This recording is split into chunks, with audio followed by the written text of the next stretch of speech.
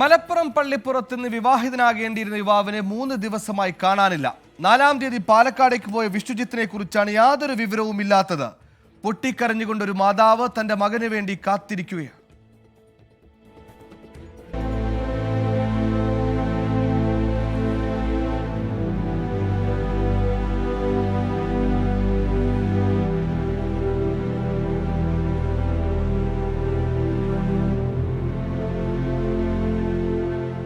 വിവാഹാഘോഷം നടക്കേണ്ട വീട് ഇന്ന് ശോകമൂകമാണ്.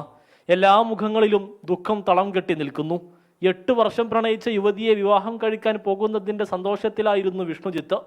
വിവാഹ ചെലവുകൾക്ക് പണം കണ്ടെത്താൻ ഈ മാസം 4-ന് പാലക്കാട് പോയതാണ്.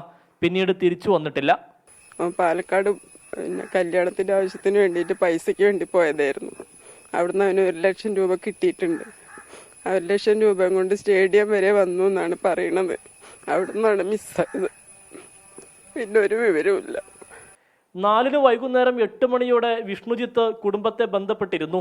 അന്ന് ബന്ധുവീട്ടിൽ താമസിക്കുമെന്നും അടുത്ത ദിവസം മടങ്ങി വരാമെന്നുമാണ് വിഷ്ണുജിത്ത് പറഞ്ഞത്. പിന്നീട് മൊബൈൽ ഫോൺ സ്വിച്ച് ഓഫ് ആയി. വിഷ്ണുജിത്തിന്റെ പക്കൽ സുഹൃത്ത് നൽകിയ 1 ലക്ഷം രൂപ ഉണ്ടായിരുന്നതായി സഹോദരി. അവളോട് പറഞ്ഞു പിന്നെ ഒരു ചെറിയ എന്തോ ഒരു ഇഷ്യൂ ഉണ്ട്, അത് തീർത്തിട്ട് വരാന്ന് അവളോട് പറഞ്ഞു. അത് കഴിഞ്ഞിട്ട് എന്നെ വിളിച്ചിട്ട് എന്നോടും പറഞ്ഞു പിന്നെ തിരിച്ചു വന്നുകൊണ്ടിരിക്കുകയാണെന്ന് പറഞ്ഞു. അവളോട് അതുപോലെ മുണ്ടൂര് ആണ് തിരിച്ചു വരുന്നുണ്ട് എന്നും പറഞ്ഞു.